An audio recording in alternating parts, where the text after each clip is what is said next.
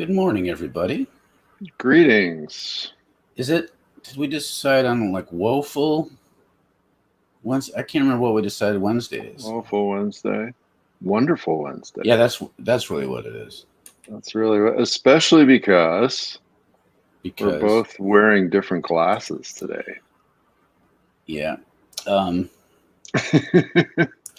my think that should be glasses, the topic. yeah, why do they look different? My case, I've had these for a while. I went in to get my eyes checked for new glasses, and this nice young eye doctor said, a man your age needs progressive lenses, which are fancy bifocals, and they make me feel weird because it's all different. And so I finally started wearing them to accept my elder status in the world. I'm Gandalf now. I think it's just because he realized you were actually a liberal, and so you need progressive lenses. Before I had radical ones, and they just kept on like getting up. Each lens would get upset at each other, and they just split and fall off my face. It's this line in the side versus the inner. Because, anyways, that's this. I'm getting lost in the weeds. Just totally getting lost. And then I just wore my different reading glasses because you were wearing different glasses. Yeah, you didn't want to feel left out. Exactly. I understand that feeling. Which is kind of the story of my life, feeling left out. So sad. I'm just imagining a tall little child with a beard just being sad in the corner. Maybe that's why I was being left out, because I was a little child with a beard. I mean, how do you imagine someone you've only known as a middle-aged man with a beard as a child? You can't. Well, that just shows the limits of your imagination, I think. I mean, that ties in with this theme of discernment. It does. Actually, let's use that as a segue. Then I realized we usually pregame by talking about what we're going to talk about, but we didn't. We talked about glasses and robot birds. Surprise, surprise. Yeah. So now we're just stalling. No, but let's just grab that. Let's use that imagination thing. Part of the challenge with decision making versus discernment, we've already kind of touched on this, is when you approach things with the decision making and ideas, you're dealing with known information. You're assuming you have all the information you need, more or less, and you have to sort through it to make the best decision.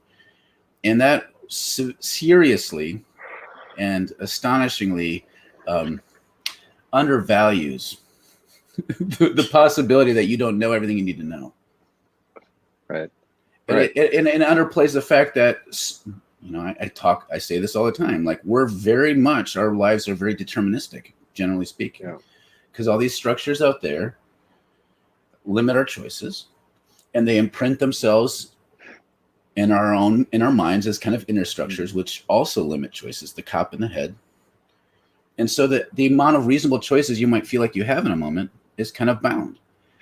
And the powerful people have limited that. So the odds are you can't actually make what we would think of as a free or liberatory choice. Right. Unless you find a way to subvert the system or have a different imagination for how things could be. Enter discernment. Yeah. Yeah, and so you not only figure that you have all the information that you need, but you also are accepting all of the systemic limitations, many of which you're not even aware of, as just sort of fact. Like, we have to do this, right? Or in the church, there's the great comment: we've never done it that way before, or we've always done it this way. Right, and so that's your starting point, and now already you've narrowed the world to a tremendous degree. Yeah. And then Gregory here's got a comment. Gus has a comment too, but let's get Gus's in because it's more important. They're like baby pigeons. Have you ever seen a baby bearded man? Yes, that's right. This is one of the proofs for robot birds, is that one never sees a baby pigeon. It's true, as people say that. That's one of the things. Have you ever seen a baby pigeon? Gregory writes, discernment centers God, decision-making centers us. Discernment engenders humility, decision-making engenders hubris. I think that's largely true. And there's something, discernment actually is not about just discerning God's desire, but it's actually part of you figuring out what you actually want. Most people don't even know what they want. So like if you're doing a discernment process, it's getting at your deeper longings, and that's where you end up finding more where God's longings are, because they're all interwoven with each other. Yeah, but this does, bring up a key point that I don't think we made really clear on Monday yet, is that so whenever you enter any kind of decision-making process, there's always kind of lurking behind it this question of kind of why are we making this decision, or what is it that we're trying to decide or uncover, right? And it may be like what's best for me, or what's best for my family, or what's best for the city, or like with opening George Floyd Square, what's best for that space, right? And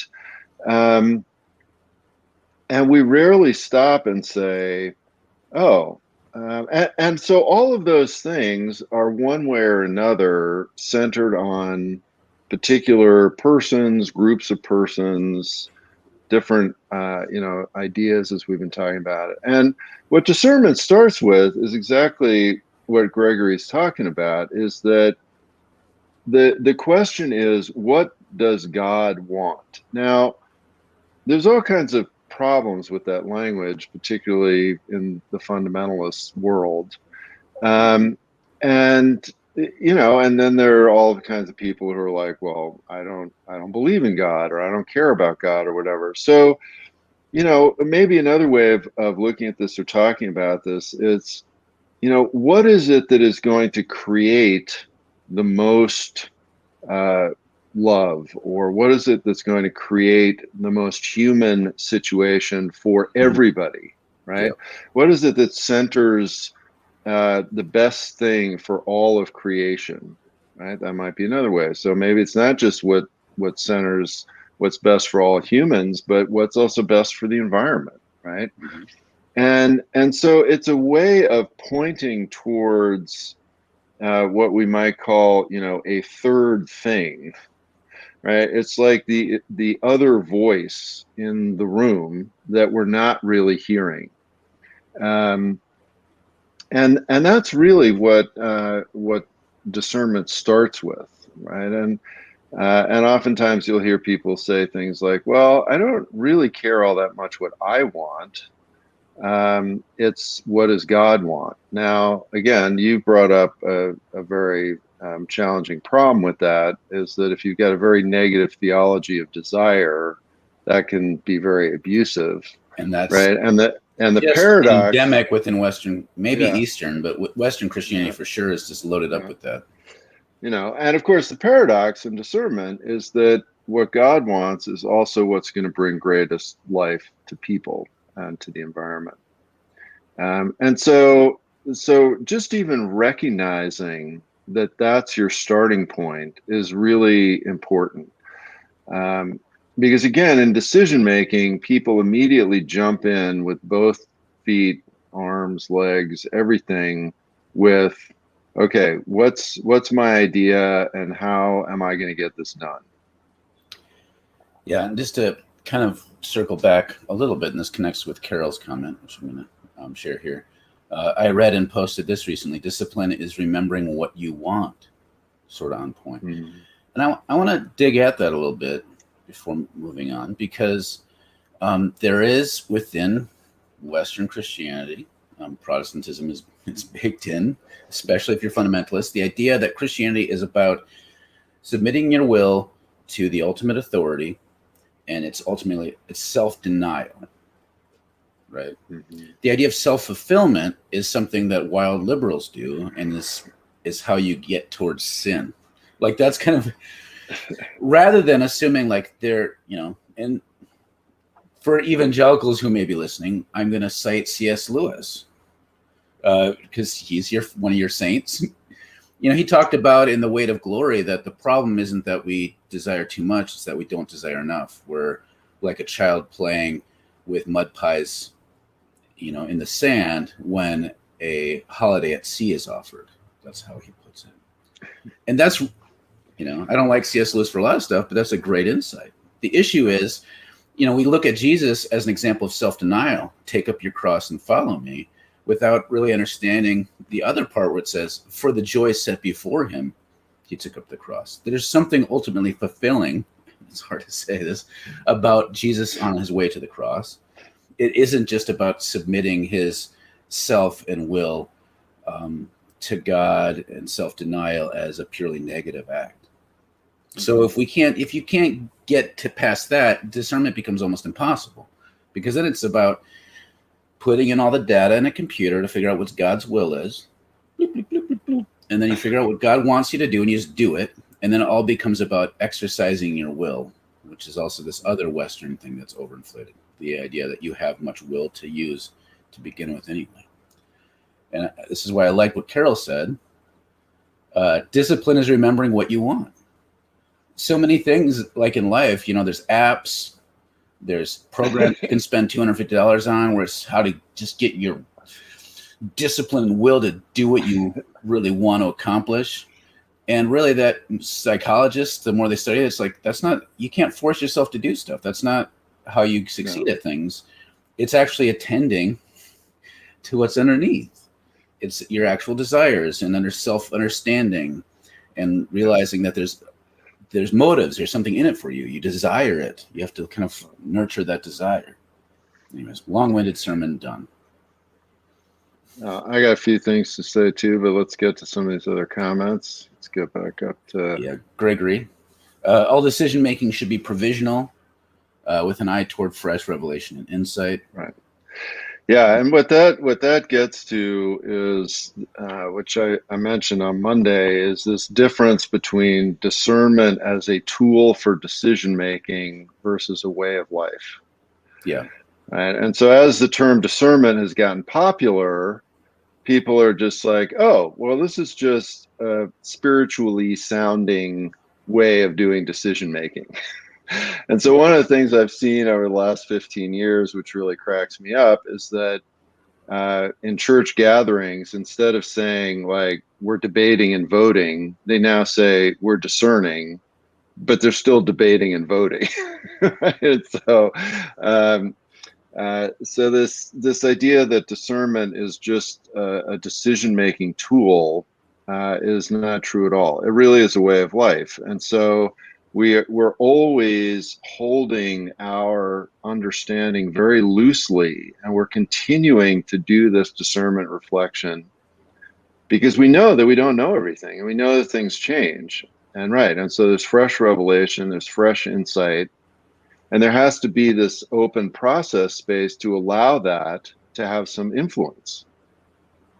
It's in spiritual direction, I'll have people he'll come to me and they have a decision and around vocation. So they use the word vocation, and usually it's tied up with a job. And so they get a little confused when I start kind of helping them think about vocation as more of a intrinsic thing. Like, who are you? Like, what is it about you? What's the unique way in which you reflect the presence of God in the world? I'll talk about that sort of thing. And it's like, doesn't seem to have to do anything with the job. And then at a certain point I'll say, really, in a weird way, you could do any of the jobs that make sense to you. And if you're grounded in your vocation, it'll be okay. But if you just pick the right job without really discerning your vocation, something that's deeper than this, you won't know if you won't find fulfillment in it. And so those things are related, but they're not the same. It's just like decision making. Like discernment has a place in decision making, but it's not what it's about. Again, like everything, like, and you brought up the like for years we had meetings like consensus decision making meetings at the Mennonite Worker. It was just all us arguing and coming to the lowest common denominator, and we called it discernment meetings. But sometimes the Spirit had nothing to do with what we decided, which is so common. Maria brings up a great point. Too many choices can lead to freezing and having difficulty making any choice, where circumstances make choices for us. Yeah.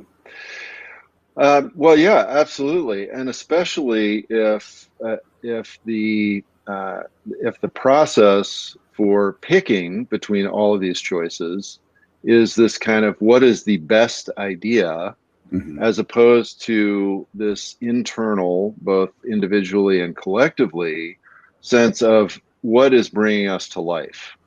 Yeah. Right. And so that because, again, I mentioned this list of 30 things that people get in a meeting when they do brainstorming. If you go through that list of 30 things, you will often find that like 28 of them you actually have no interest in doing. Even though they Right? make sense. Yeah, even though they're good, they're fine, and somebody else in the group may want to do some of those. But when we're disconnected from our embodiment, and Gregor brings this up later about the connection to spiritual practice. If we're disconnected from our embodiment and we're just judging these choices based on, is this a good idea? Then yeah, it becomes very overwhelming and very freezing. But as soon as we look inside and we start going, well, okay, does that really bring life for me? Doing this nice thing. And if we can be honest with that and say, no, it doesn't, then oftentimes we can eliminate many of these choices really quickly. But it requires that connection. Susan says, discernment from a secular perspective may be cultivating more self-awareness to get at implicit attitudes, unconscious biases. Yes. Absolutely. Yeah. And from a spiritual perspective too, right? Yeah, that's self-awareness, kind of what I was just talking about in terms of, am I paying attention to my embodiment, right? Am I really aware of? So when I think about doing activity X, am I like excited and thrilled by it, or do I get this like sick, exhausted feeling? And again, am I willing to admit that, right? And then it starts to become very clear what's going on. You're right. So I came that they may have life and that in abundance. Nothing about creedal or confessional rectitude or doctrinal purity. Well, and this is where, again, like, we are bombarded in our society with feelings of ought. Or as I had a therapist once who said, we shit all over ourselves, which is that eloquently stated. And so we feel this pressure to do these things and we don't check in. And so that's why part of what you were talking about, Dan, and Maria was talking about, that overwhelming feeling is because we don't even know how to access our body, like what we want. Part of the thing that like gets sad about self-care at its best is about attending to that stuff so that you are aware of if you're hydrated, how you're feeling, you're checking in with all kinds of levels of your own sense of existence, so that you can live in the world in a way that's free and refreshing. But oftentimes it becomes about pampering because you're stressed out. Like, this is, again, sort of the twisted thing. Like, last week I posted this just bizarre thing that Jeff Bezos is recognizing. You know what? These people are stressed out, so I'm going to have these little Zen booths. They call them Amazon. And people can, like, people that are like, oh, I have calluses on my fingers from being overworked and I can't go to the bathroom enough. But he's like, you can take a 5-minute Amazon break in one of these little phone booth things where people sit in the dark and there's meditative like apps in there. Yeah. And so this, again, self-care becomes about attending to our stress so that we can then ultimately be more productive. Right. And that's how a lot of people approach discernment. Yeah, it'd be Amazon, like let people go to the bathroom without fucking tracking their pee. I mean, that would be Amazon. Would be also Amazon is if instead of Jeff Bezos going into space, he said, hey, workers, I will let you be owners of the company so that the workers can own the means of production. That would be Amazon. Amazon. Yeah. And what a lot of this from a kind of theological anthropology point of view gets at is, where do we think God is? I mean, that may sound like a weird question here. And Mark, you're always, pointing us back towards, are we thinking of God as this hierarchy, God is the highest Yeah. authority pyramid, right? And Mhm. in that, of course, where is God? Well, God's far away up in the sky, walking around on the dome of the sky, looking down and like zapping people if they don't do the right thing. Yeah, that Um, bastard. and but if God really is connected to us internally, right, which is the Holy Spirit, right, is what brings all of the things of God to us, right? And this is this fruits issue again. If God is the Spirit working in us, and if God is the Spirit of life, right, and this is where Christianity gets so weird. It's like, well, the Spirit of life comes through us. The Spirit of life is in us, but we're supposed to be grumpy and miserable, and everybody else maybe gets some goodies out of the Spirit of life coming through us. I mean, this just doesn't even make any sense at all. It's very, very twisted. Mhm. Right. So if I am listening deeply to what the Spirit of life is bringing in and to and through me, of course I'm going to feel that life as well. And this doesn't mean some airy fairy, I'm happy all the time, everything is easy, blah blah blah blah. But what it does mean is that I am experiencing that life as well as I'm engaged in the work and the movement that the Spirit is doing in the world. Airy fairy. Airy I'm fairy. going to use that more in regular I conversation. need to go to my Amazon tent. Yes. Gus writes, "Hey Maria, I had a classmate in college doing study abroad from Ethiopia who went to the grocery store to buy laundry detergent and came back without any. Too many choices, just became paralyzing." Yeah. Yeah, that happens to me in the grocery store all the time. You It's know, totally, yeah. it's like try buying plain yogurt in the grocery store. They have that weird new, like, there was Greek yogurt. Now there's the Scandinavian yogurt that's looks like Greek yogurt, but it's Scandinavian. And I haven't been afraid Well, to we buy it we because I'm like, what's it? I don't we don't need 200 different kinds of yogurt. Like, see it. anyway, Capitalism leads to choice. Gregory writes, discernment is inextricably linked to spiritual discipline, the ability to still yourself and listen to deep calling to deep. Again, this is another yeah, difference. Like a lot of people look at spiritual disciplines, they feel bad. Like, I don't pray every morning, I should feel bad. And they feel like it's something they ought to do, which there's some good in it, but it's not like this thing you have to do or God's going to be mad at you. It's this thing like, hey, maybe I should attend to life and desire, and I need to kind of cut out just some of the distractions so I can be attentive even to myself. The fact that we feel guilty that we don't do that because we hmm frame it as something we ought to do is strange and shows how alienated we are from ourselves. yeah, It's yeah, sad. Stefan exactly. writes, ancient and early medieval Eastern Christian monks developed theories of decision making in the context of avoiding sin and sinful decisions. Google Philokalia, stages of passion. Right.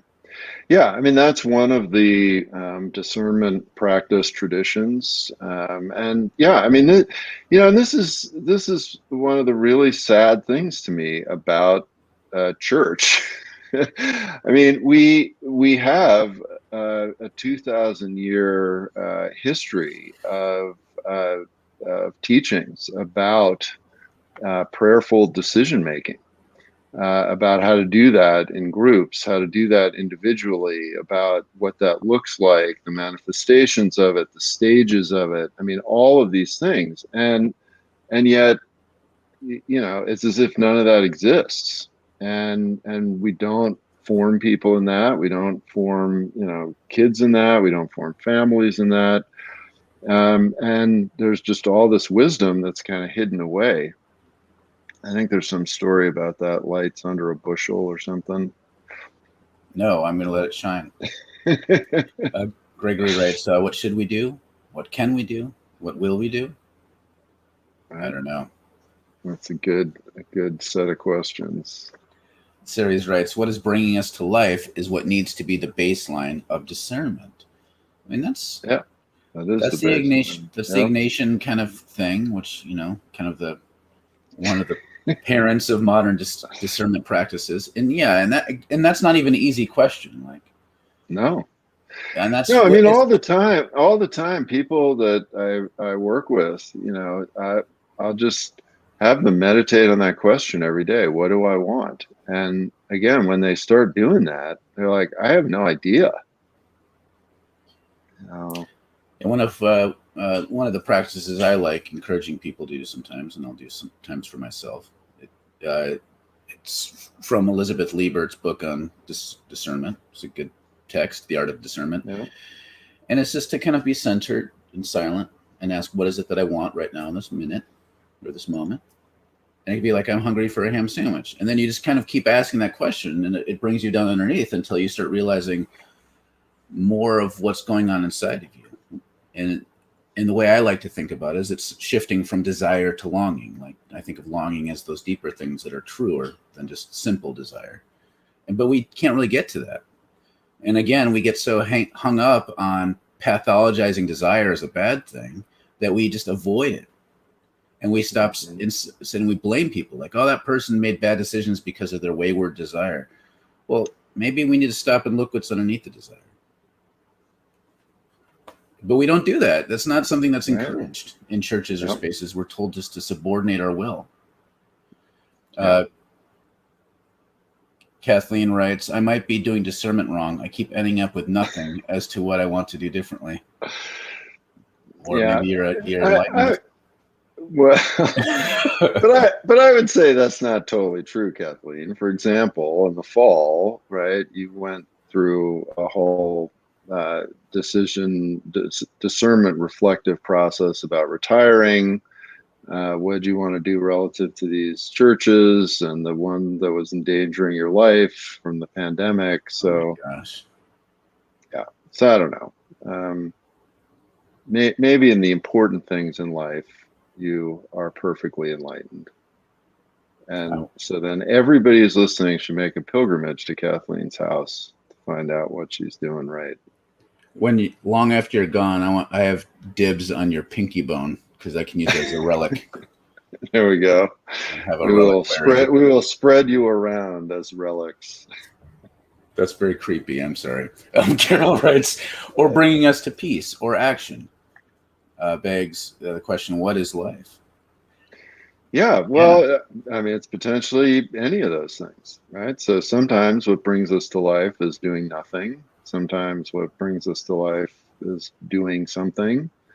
But yeah, I mean, part of what is life-giving is a sense of peace. But yeah, it can be potentially all those things. Susan writes, Bezos, what a duce. Yeah. Yes. Yeah. He's not a great person. Carol writes, Amazen outhouse. I mean, yes, because that's the only place you can get away. If they give you more time to sit in the Amazen than they do to the bathroom, then I'm going to bring a bottle in there with me. I'm just saying. And it also fits. There's a pun there about it being a shitty idea. You know, we can workshop that. Julia writes, Mark just called God a bastard. Well, see, that's why I follow you guys. Thank you from the bottom of my heart. That's going to be quoted. He called that quote. Mark Vinstein, or at least that image of God. Yeah, I was kind of. Yeah, but you know, sure. You can. Yeah, sure. Lynn writes, deodorant shopping. It's bonkers. Oh my gosh. Yeah. And they trick you because I have all these ingredients. Like maybe lavender's better for my armpits than mint. Because they say on the back like that there's natural, properties, and they lie. None of that, like you can't have a scientist next to you all the time when you're shopping for things. So they, it's just this bombarding of weird marketing that just is there to manipulate your sense of will. Oh. No, I ended up just standing there and staring with a vacant look in my face as I scan the shelves over and over and over again. That's why if you go into the local Target in South Minneapolis that had been kind of wrecked during the George Floyd uprising. If you go in there, more often than not, you can see Dan weeping in the aisles. He's kind of like people think he's a ghost.